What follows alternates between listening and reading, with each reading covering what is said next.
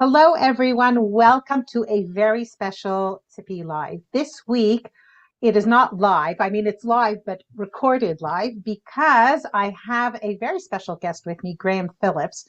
We are doing a project together that has to do with pre-diabetes.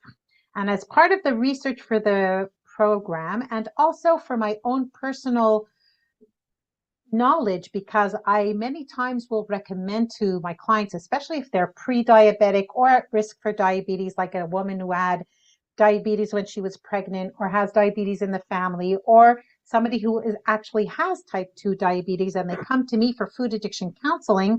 I many times will recommend to them, as part of the counseling, also to wear a CGM, a continuous glucose monitor. And that's thanks to Graham, because he got me onto this. But I said, if I'm going to recommend it to my clients, right, I have to try this out for You myself. do. So I did that. We made a recording of me putting it on.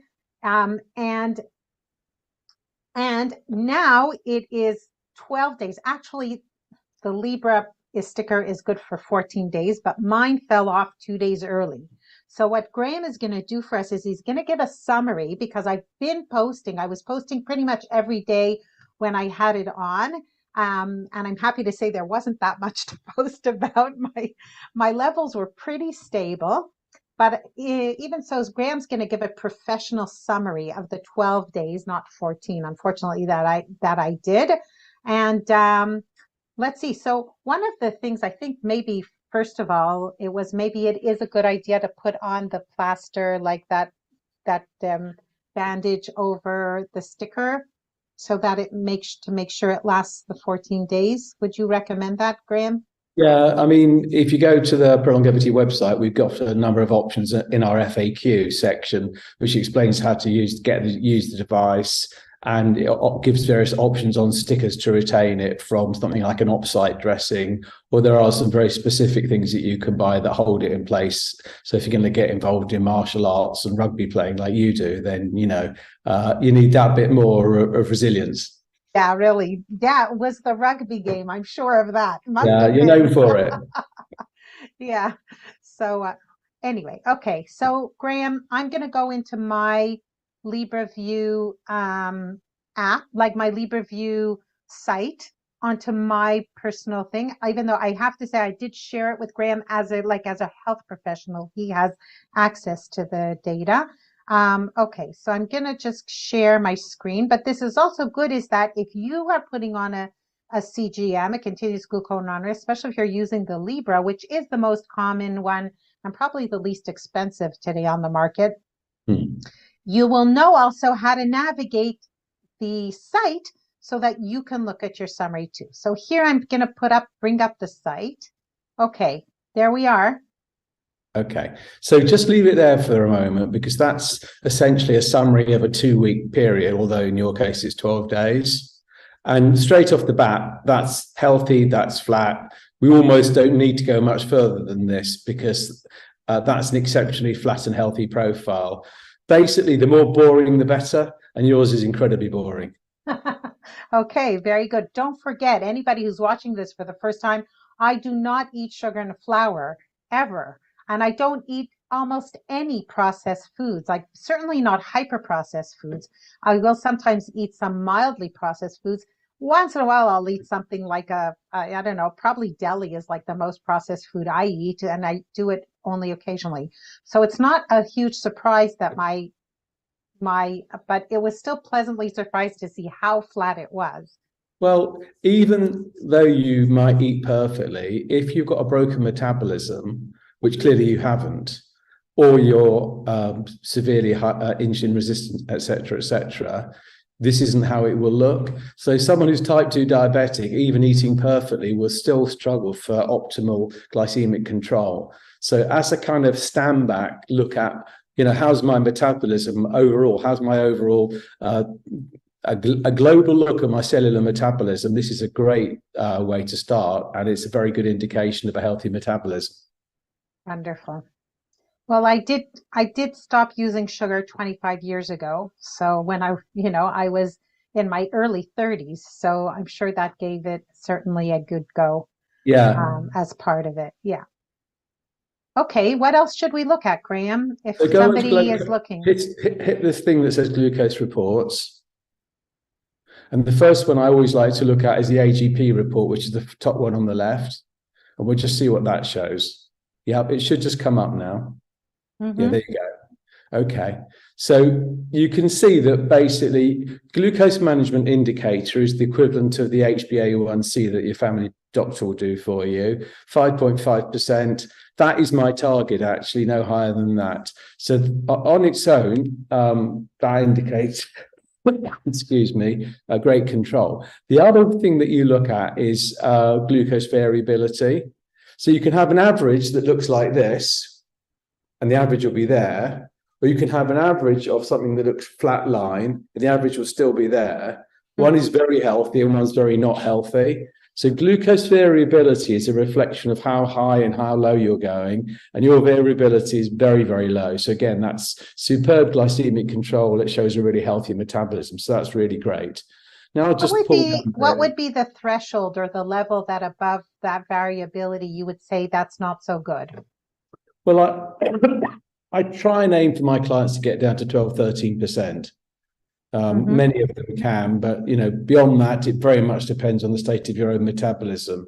So in your case, that's pretty much, it's pretty much perfection what you're seeing there. That's nice to see. Yeah. So what would be like, let's say would you say that, I'm just like sort of guessing here, but would you say that, let's say between 15 and 20% would be like borderline, and above 20% is already like a red light that your variability? Yeah, I mean, what you want is the least undulations through 24 hours. So the flatter, the better. The lower the glucose variability, the better it is, ideally. But then people like to try, experimentation and so on and so forth. So there's not an absolute rule, but 10, 12% is a great aim, and you're way below that. So from every metric, you're looking great. So thank you. So that's great news. So Libra gives their own ranges. Do you agree with them? The ranges that they give here? Okay. Yeah, yeah. And okay. I set my own individual parameters. So if you just pull down a bit. So you can see your time in range on the right-hand side of the screen there. And now you can see basically the summary of your 2 weeks sort of superimposed on itself.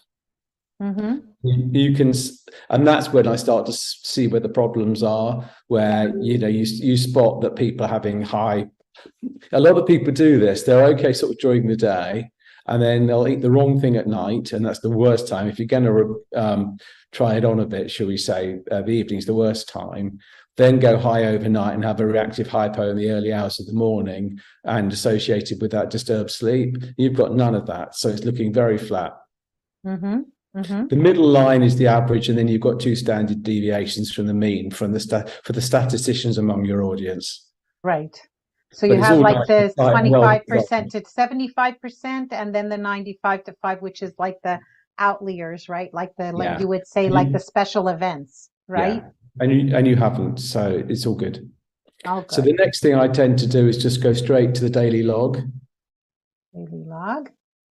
And then just page through, and you'll see an individual day and how you respond. Okay. So here we are. The other thing I often say to people is that during the first period, it's often equilibrating. So if you look there, you might think, I'm having hypos. Yeah, I was wondering about that. I was like 59. I didn't feel anything, you know. First of all, that's not a true hypo. And secondly, I find the device takes about 24 hours to 48 hours to bed in. So there you are. If you look at the next day, it's already good. And I didn't track my food religiously, I have to say. I tried to put it down when I ate, but it wasn't always recorded. Yeah, so I always say to people, the more frequently you scan, the more data points there are. The more data points there are, the more resilience there is. So that's number one. The second point I always make is just scan at least once in 8 hours to get like a continuous graph. Well, right? in theory, but in practice, I always recommend people scan more frequently than that. And clearly that's what you're doing. The little white dots are where you've scanned. And you can see that you're scanning pretty frequently, which is good.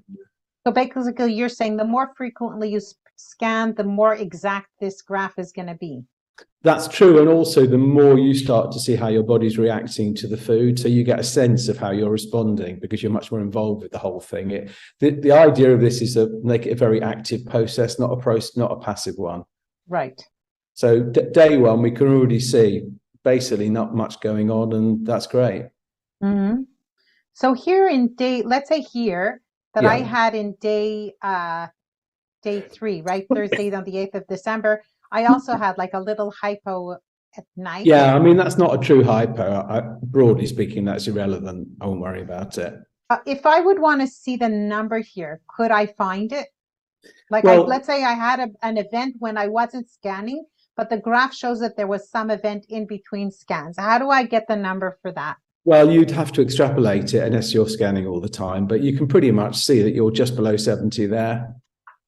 Yeah. Okay. So we've set the parameters between 70 and 180. Right. For your first 2 weeks. And in your case, I would probably, if you were carrying on, I'd tighten the parameters up even more, because that kind of grey band in the middle is where we wanted you to be. But actually, you're continually at the healthy lower end of that with very little undulation. So we could probably bring the 180 down to, say, 120. So you would say if I went up here to 128, this is something maybe, this was probably buckwheat crackers or quinoa. Yeah. I think those were the two that spiked you would say not to eat them? No, I don't think, I think it can become an obsession. I think that's fine for you. If it had gone up to sort of 160, we'd be having a different conversation. But it's gone up, it's come down, it hasn't shot, you haven't had a hypo, it's fine. And if you enjoyed it, great. Right. Okay. Okay. Here, this is Shabbat. Nothing you can do about that. I don't measure over my weekends when I don't use my phone. So this is quite interesting. Just go back to that, Zippy, because you can kind of see it's an object lesson in losing data here, right? And you've done it for a very specific reason, but it just illustrates what happens if you don't scan sufficiently frequently. You lose the trailing edge of the data. So you can see your last scan was about 4 o'clock, that last dot, and then you didn't scan again until the next dot around 4 something the next day, which presumably when Shabbat went out. So you've lost in between. You've lost the leading edge of the data there. Right. Yeah. Yeah. But there's which is something that I took into account. I mean, because I mean, obviously somebody who is severely diabetic would be able to do this on the Sabbath, but since I was just doing it for, I have no health problem. There was no reason to do it. And I knew that the other days will give me enough data. Yeah, absolutely. You've got plenty of data here. You've got plenty of data points, and each day is looking very consistent with the next day, really. So in a sense, as a learning experience, it's quite dull for the audience's perspective, because if you see heroic highs and lows, which is what I see with my clients who are typically pre-diabetic or type 2, they start up all over the place, and they start to piece together the relationship between their lifestyle, poor sleep, when they've had a drink, whatever they might be doing, and their food. And all of a sudden, everything starts to come together, and they can understand, oh, well, that's why I had that terrible night's sleep, because I drank too much the night before. I wasn't aware of it, but I can see I had a hypo in the middle of the night, or whatever it might be. So as a kind of teaching exercise, you could argue this isn't an ideal exercise, but as an exercise in demonstrating what a healthy profile looks like, then it's great. Right. Okay. Gotcha. Okay. What was that little bump in the early hours of the morning then? Can you attribute that to I think I had a late meal here, a very late meal. Like I came back from a shift from work and I was quite hungry and I had a late meal, and it was like a bit of a more carby meal. Yeah. So I think that's what happened there. Well, and you can see that like here it's going a little down. I mean, for me, like you say, the differences look minor on the graph, but maybe for me it was significant. But I was feeling a bit hungry, and then I had a meal, so that's probably what it was. The other thing to be aware of is that insulin sensitivity isn't the same throughout the day. So you tend to be less insulin sensitive later on in the day, which means that if you ate the same meal later on as you did, you get more of a bump. So probably if you'd eaten the same thing at lunchtime, you wouldn't see that bump. It's not a significant bump, but it's just an interesting observation. Right, because it is higher than what my average, and that's a very interesting observation, because when I saw that bump, I said, but I had like foods that I've been eating before that didn't cause that much of a rise. I mean, like, let's say we would say this is somewhere probably around 140, 150, Yeah. right? Yeah. And which is not typical for me. Usually I didn't go above 125. And I was like, Yeah. but I was eating foods like I had like, soy snack. I mean, it was a bit carby, but it was foods that I had eaten before, and it didn't make such a high. Yeah. It didn't go up to 140, it went up to 120 something. And Yeah. so this gives the explanation. If at night you're more insulin sensitive, which means your insulin reacts more to the foods that you eat, then that would give that explanation. Because I was wondering about that. Thank you. Yeah. That really gives So the other point about it is that if, let's suppose you ate something a bit carby, you went for a long walk, then as the sugar trickles into the bloodstream quite rapidly, the body will simply use up the sugar that's in the bloodstream. Whereas if you just get straight into bed, there's no real lot of energy being burnt. So you then get more of a sugar spike, more of an insulin spike, and more of that energy is laid down as visceral fat. So if you're going to cheat a bit, cheat in the middle of the day when you're active, don't cheat at night. Right. Okay. That's important. And that just shows it, doesn't it? Yeah. Yeah. Okay. Okay. Is there anything else you want to say about my daily grams? It's what's interesting is if you compare that day with every other day, it's completely out of sync, isn't it? So this is where, you might learn a few things. You might make the decision either not to have had that snack, or might have said, you know what, if I'm going to have a snack after a late, working late, I'll be that much more careful and have something that's maybe more fat, more protein, and just not have the carbs at that point. I hear you. Yes. It's a little tweak that you might make that, it's marginal, but over 20 or 30 years, that little tweak might stand you in good stead for the rest of your life. I absolutely. If it's every day or twice a week or 3 times a week, it can make a huge difference at the end of the day. Yeah. If you're aware of your vulnerabilities and you're lucky because you've got a healthy profile. So we're not trying to fundamentally repair your metabolism. It's not broken. So for you, it's a small few tweaks will give you long-term benefits. That's all you need. Right. Okay. Good. What was nice to see was here I had like a Bleeker's breakfast at around 11 with and I also had some like spinach falafel, which is not a food I usually eat. I also don't go out very often. So it was very interesting for me to see what happens. And it was like totally boring. Then afterwards, of course, I forgot. I got busy here and forgot to scan. Yeah. So, and here we have the Sabbath again, right? Yeah. No, Thursday also. Here, it's very, very interesting to see. I don't know if you see this with your clients, but at the beginning when you do something, you're very excited and you can see I'm like scanning every hour or 2 hours, whatever. And then towards the end, they become complacent. Yeah. You get complacent, you forget and all that stuff. So that is the downside of the Libre. I mean, there are benefits, there are good things about the Libre and less good things. It's a very user-friendly device. It's basically pretty reliable and the algorithms are good, but it does rely on you remembering to go like that, which seems no big deal until life takes over.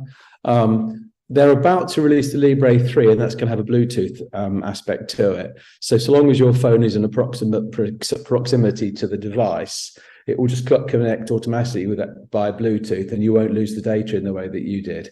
That's the Libre 3? The Libre 3, and it's also true of many of the other devices. So quite a few of the other devices use Bluetooth rather than NFC, so that it communicates in a different way, but you're much less likely to lose data and have to remember to actually do stuff. Oh, that's good. Okay, That's good to know. All right. Anything else you want to say about this? No, just congratulations. It's a really healthy profile. And what I would do if I was someone like you, I'd say, look, once a year or once every couple of years, I'm just going to repeat it. Because what you want to know is there's certainly no need for you to do a lot of CGM, but in a year or a couple of years, you might want to repeat it just to make sure that you're still in a good place, particularly if you were seeing any weight change or any other things that were concerning to you. Right. Okay. So that's good to know. Right. Yeah. Brilliant. Let's say somebody who was diabetes type 2 or pre-diabetic, how often would you tell them to wear a CGM? So with our Somebody who program, doesn't want to wear it all the time, just wants to do once in a while. You know what I mean? Sure, yeah. What we do with our program is they get 8 weeks of 8 weeks, so they use 4 devices up front, and then we start to space them out. And then for people on our maintenance program, they get 4 devices a year. So it's just a way of keeping yourself on track. So like 4 times a year to do 2 weeks. Yeah. As a maintenance thing. Yeah, right. But remember, okay. these are people who've probably quite metabolically challenged, and therefore, unlike you, need to maintain it and need to know that they're maintaining it, so you don't end up with carb creep. Because the trouble is, you get in a good place. You are coming to you for metabolic reasons. They're metabolically unhealthy. They're type 2 diabetes or whatever. Yes. Okay. Even though I have to say, a lot of my clients, they have also metabolic issues, but yes, but okay. So is there anything else? Do we need to look at the weekly summary? Is there any other summary you would want someone to look at? There are lots of ways, but we're going to get into the law of diminishing returns here. Those are the ones that I always look at, and I think we've covered everything more than adequately, to be honest. I don't think we'll gain any more by looking at the data from 3 different ways, because we've already reached pretty foolproof conclusions.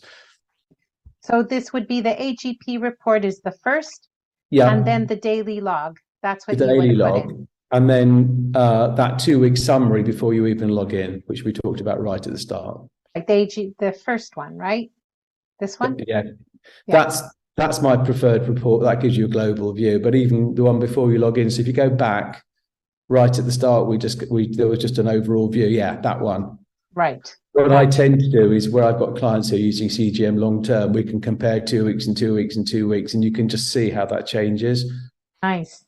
Yes, absolutely. So, it is, I mean, I know everyone uses this thing game changer to mean absolutely everything about absolutely everything. But honestly, from a metabolic health point of view, CGM really is a game changer. Okay. Thank you very much, Graham, for this interesting analysis of my boring, I'm happy to say boring CGM trial. And anybody who has any questions, I will put also, please put it up in the comments and we'll be happy to answer you. So thanks everybody for sharing my journey on the CGM. Good to see you. Bye.